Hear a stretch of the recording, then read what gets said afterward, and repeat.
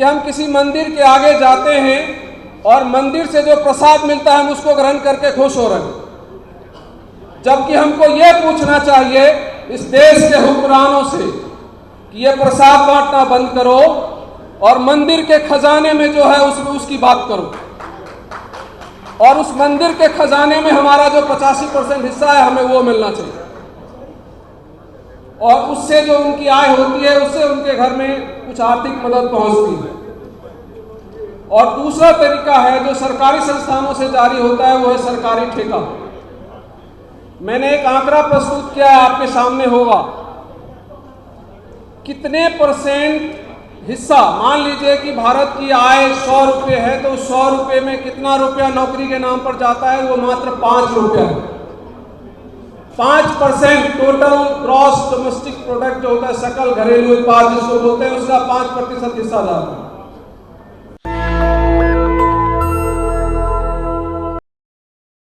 ना social justice के एक्टिविस्टों ने बात की, ना नेताओं ने बात की। मैं एक नई प्रस्तावना करने आया हूं, आप लोग ध्यान से सुने।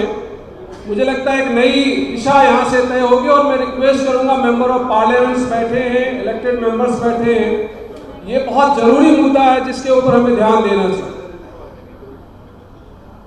दरअसल क्या है, देश के अंदर जो संसाधन है उसको आम जनता तक पहुंचाने के 2 साधन। एक तरीका है उनको नौकरी दीजिए सरकारी संस्थानों में, और उससे जो उनकी आय होती है उससे उनके घर में कुछ आर्थिक मदद पहुंचती है। और दूसरा तरीका है जो सरकारी संस्थानों से जारी होता है, वो है सरकारी ठेका। मैंने एक आंकड़ा प्रस्तुत किया है, आपके सामने होगा। कितने % हिस्सा, मान लीजिए कि भारत की आय 100 रुपये है, तो 100 रुपये में कितना रुपया नौकरी के नाम पर जाता है? वो मात्र 5 रुपया है। 5% टोटल ग्रॉस डोमेस्टिक प्रोडक्ट जो होता है, सकल घरेलू उत्पाद जिसको बोलते हैं, उसका 5% हिस्सा जाता है। और उस 5% में से आधा हमारे घर में जाता है, क्योंकि हमें 50% रिजर्वेशन मिला हुआ। हमने एक आंकड़ा निकाला, ये हमारा आंकड़ा नहीं है, ये वर्ल्ड बैंक कहता है, और भारत सरकार का जो PIB है वहां से ये रिपोर्ट निकली है। कुल 2022-23 में भारत का सकल घरेलू उत्पाद जो था वो 340 लाख करोड़ था, और उस 340 लाख करोड़ का अगर आप 5% निकालोगे तो वो कुल बनता है 17 लाख करोड़। अगर हम ये मान लें कि हमें 50% रिजर्वेशन मिला हुआ है, तो उस हिसाब से हमारे घरों में जाता है 8.5 लाख करोड़। 8.5 लाख करोड़ 85% आबादी के लिए जाता है, बाकी 15% जो है 8.5 लाख करोड़ ले जाता है। लेकिन वो महत्वपूर्ण नहीं है। महत्वपूर्ण ये है, वर्ल्ड बैंक ये कहता है कि किसी भी देश में और खास करके भारत में कुल सकल घरेलू उत्पाद का 20% हिस्सा सरकारी ठेकेदारी में जाती है। और अगर आप 340 करोड़ का 20% निकालेंगे तो वो बनता है 68 लाख करोड़।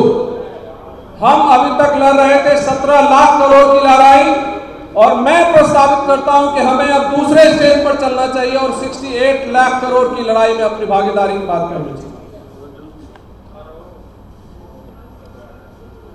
ये हमने एक डिटेल, कई लोगों को लग सकता है कि आंकड़े आप कहां से लेकर आए, तो थोड़ा सा जस्ट ये जो नौकरियों की मैं बात कर रहा हूं वो हमने निकाला है 7th पे कमीशन से।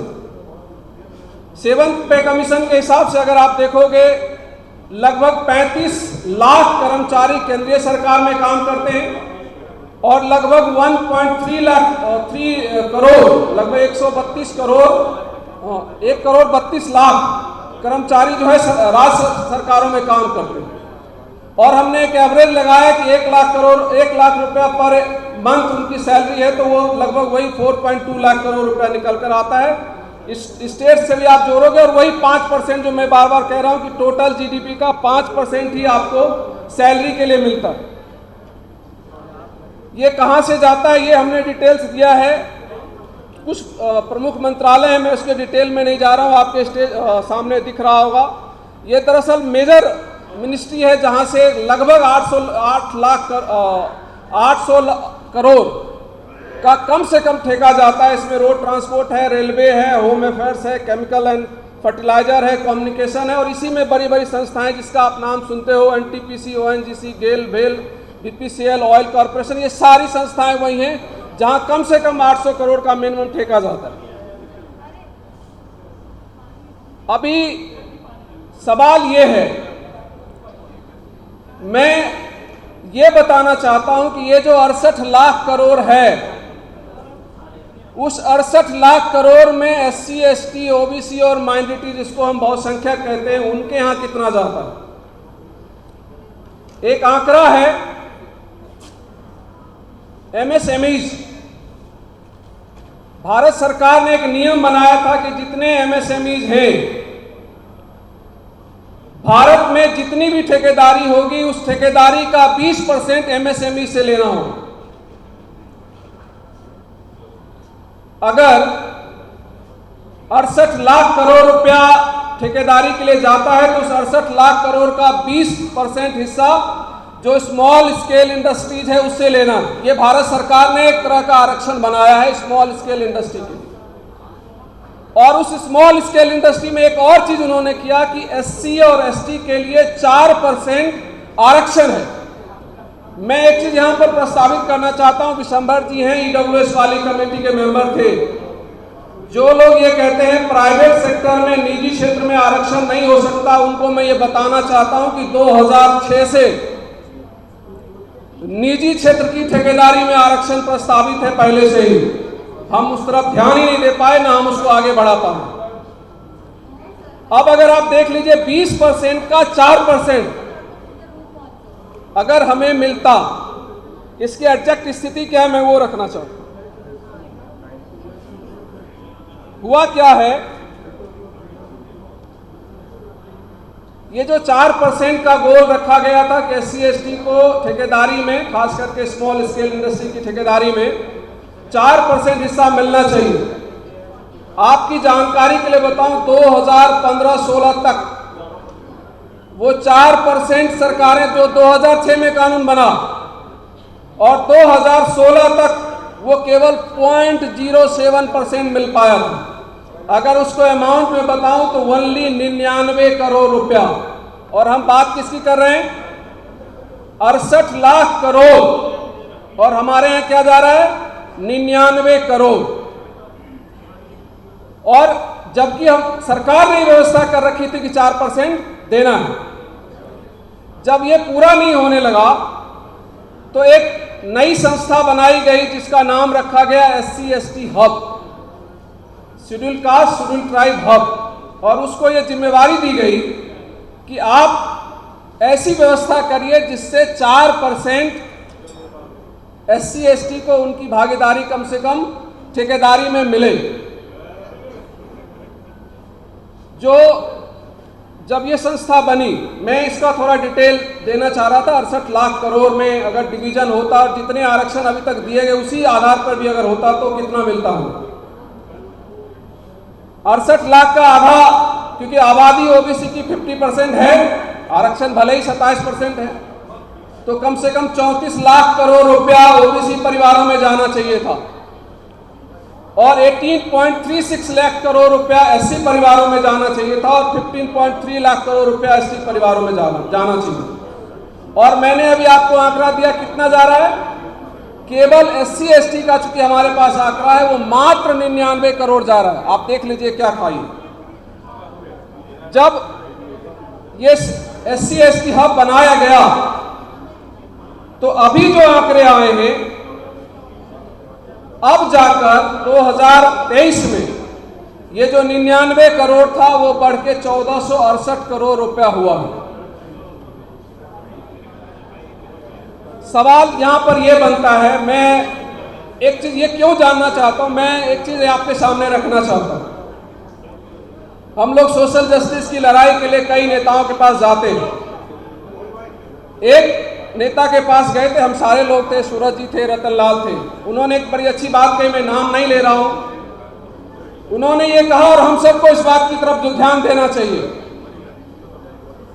उन्होंने ये कहा कि एससी एसटी ओबीसी अभी जो लड़ाई लड़ रही है वो ये है कि हम किसी मंदिर के आगे जाते हैं और मंदिर से जो प्रसाद मिलता है हम उसको ग्रहण करके खुश हो रहे हैं, जबकि हमको ये पूछना चाहिए इस देश के हुक्मरानों से कि ये प्रसाद बांटना बंद करो और मंदिर के खजाने में जो है उसमें उसकी बात करो, और उस मंदिर के खजाने में हमारा जो 85% हिस्सा है हमें वो मिलना चाहिए। देखिए हुआ क्या है, हम लोग सोशल जस्टिस की बात करते रहे, ठीक है, सोशल जस्टिस में नौकरियों में हमें अधिकार मिला, हमें भागीदारी मिली, हमें सम्मान मिला, लेकिन असली लड़ाई तब होगी जब हम आर्थिक रूप से स्वावलंबी हो पाएंगे, आर्थिक रूप से मजबूत होंगे। जरा सोच कर देखिए, पूरे देश भर के पैमाने पर ग्रुप डी, ग्रुप सी नौकरियों को ही प्राइवेटाइज किया गया। क्यों? क्योंकि वहां पर केवल SC ST OBC के लोग हैं, और जो प्राइवेटाइज किया गया उसका खेल समझिए। मैं एक पॉइंट यहाँ रखना चाहता हूं, उदाहरण लीजिए दिल्ली विश्वविद्यालय, वहां पर कहा गया कि जो चौकीदारी है वो प्राइवेटाइज कर दिया गया। हमने ये नहीं पूछा कि भाई प्राइवेटाइज कर दिया गया, जो चौकीदार नियुक्त हो रहे हैं उसकी सैलरी कोई प्राइवेट संस्था देती है क्या? आप एक एग्जाम्पल लीजिए ना, जिन सरकारी संस्थानों में चौकीदार काम कर रहे हैं, अगर वो परमानेंटली अपॉइंट होते, वो ज्यादातर SC ST OBC के लोग होते हैं, तो कम से कम 40,000 सैलरी मिलती ना। और आज अगर वो प्राइवेट संस्था से नियुक्त होते हैं तो उनको केवल 11,000 15,000 की सैलरी मिलती है, और वो भी सरकारी खजाने से मिलता है, ये हमें नहीं भूलना चाहिए। तो हमको ये सवाल पूछना चाहिए कि ये जो चीटिंग करते हो, बेईमानी करते हो, इसको रोकना। देखिए ये बहुत लंबी PPT है, मैंने बनाया था ताकि काफ़ी चीज़ें क्लियर हो पाए। मैं कंक्लूड करता हूं क्योंकि समय नहीं है। सवाल ये है कि आखिर जो मैंने आंकड़े दिए वो केवल SCs के थे, SCs और ST वो 99 करोड़ का जो 1468 करोड़ आज के दिन हो गया है। OBC के आंकड़े हैं नहीं, क्योंकि OBC को रिजर्वेशन की कोई व्यवस्था ठेकेदारी में की नहीं थी। तो मैं ये आज की सभा से ये निवेदन करना चाहता हूँ कि हम आज यहाँ से एक प्रस्ताव पारित करें कि हमारी अगली लड़ाई ठेकेदारी में हिस्सेदारी की होनी चाहिए, और उस 68 लाख करोड़ में 34 lakh crore SC ST OBC और माइनॉरिटी के परिवारों को कैसे हो जाएगा, इसकी भी चिंता हमको करनी चाहिए। देखिए करते क्या है, बेईमानी क्या है। अगर आप आरक्षण मांगने जाओगे, आपसे कहा जाएगा कि हमने रोका थोड़ी है, आप भरो ठेकेदारी, लेकिन आप भरोगे, आप भर ही नहीं सकते। क्यों नहीं भर सकते? चूंकि जो वहां पर संसाधनों में अधिकार करके बैठे हैं लोग, वो ऐसे कानून बनाते हैं। उनका कानून ये है, अगर आप फलाने ठेकेदारी लेना चाहते हो, आपका संपत्ति 1000 करोड़ रुपया होना चाहिए आपके पास कैपिटल। SC ST OBC के पास कहां से 1000 कैपिटल आएगा? दूसरा कहा जाएगा आपके पास इतना एक्सपीरियंस होना चाहिए।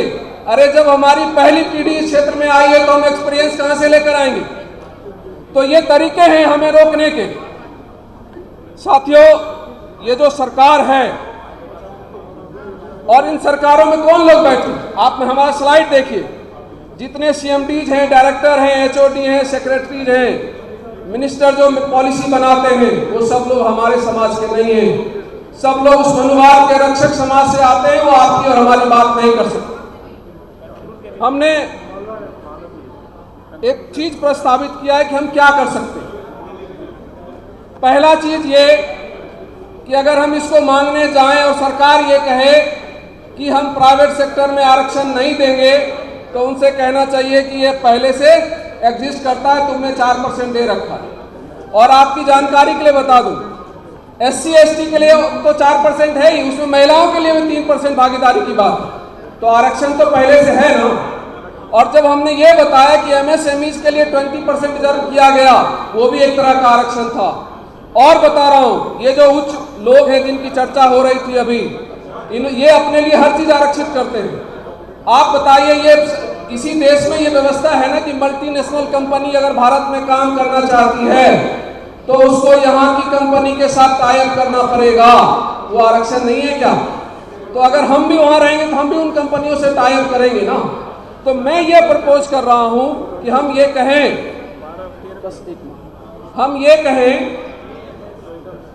कि जो भी ठेका आए, भले ही हमारे पास कम एक्सपीरियंस है, तो SC ST OBC के लिए आज भी जब नौकरियों में आरक्षण होता है तो हमारे को कुछ मेरिट में छूट मिलती है, तो वो एक्सपीरियंस में छूट मिले हमें। और हमारे पास कैपिटल नहीं है तो बैंक कैपिटल दे। दूसरे पॉइंट्स आपको मैं बताऊं, एक उदाहरण देता हूं। एक इंडस्ट्री बड़ी तेजी से आई थी मोबाइल सेक्टर में, आपको पता है उसने फ्री में सब कुछ बांटा था शुरुआती दौर में, और उस फ्री में बांटने के लिए उसको भारत के बैंकों ने 72,000 करोड़ रुपया लोन दिया था, और वो लोन देकर फ्री में बांटकर अब आपसे वसूली कर रही है। आप सब जानते हैं, मैं नाम नहीं लेना चाहता। तो क्या हमें वो नहीं मिलना चाहिए? तो हमें भी बैंक से उसी तरह के लोन मिलने चाहिए। और तीसरी चीज, जो संस्थाएं कैपिटली मजबूत हैं उनके साथ SC ST OBC की संस्थाओं को टाई अप करने का अधिकार मिले, उनके साथ उनको कोलैबोरेशन करने का अधिकार मिले। ये लड़ाई अगर हम लड़ पाए, बहुत सारी चीजें मैं छोड़ देता हूं या खत्म करता हूं, ये लड़ाई अगर हम लड़ पाए साथियों, तब हम आर्थिक रूप से स्वावलंबी होंगे और ये जो रिजर्वेशन के खिलाफ खड़े होते हैं उनको आप जवाब दे पाएंगे। अंतिम बात ये है, कई साथी अभी कह सकते हैं कि बौद्धिक पैसों से क्या होता है। सूरज जी हैं, रतन जी हैं, सब लोग, मैं बार बार ये कह रहा हूं, 2024 का चुनाव किस बात के लिए, किस बात पर जीता गया है? संविधान बचाओ। संविधान खत्म हो जाएगा। जो लोग खुश हो रहे हैं उनको ये जानना चाहिए, उन पार्टियों को और उन नेताओं को, उसकी नींव इसी कॉन्स्टिट्यूशन कलम में संविधान बचाओ संघर्ष समिति के द्वारा रखा गया। तो यहाँ पर की जाने वाली बहसें बहुत दूर तक जाती हैं। अगर कोई पार्टी PDA अपने उसमें ले रही है और एक पार्टी का बड़ा नेता अगर बोल रहा है तो वो यहाँ पर चिल्लाने से भी उसका असर उस पर होता है। नेशनल दस्तक की आपसे गुजारिश है कि अगर इसको बचाना चाहते हैं तो नेशनल दस्तक को सब्सक्राइब करने के लिए रेड कलर के सब्सक्राइब बटन को दबाएं, फिर बेल आइकन की घंटी दबाएं। नेशनल दस्तक को बचाने के लिए बहुत जरूरी है कि हर खबर को शेयर करें, लाइक करें, कमेंट जरूर करें।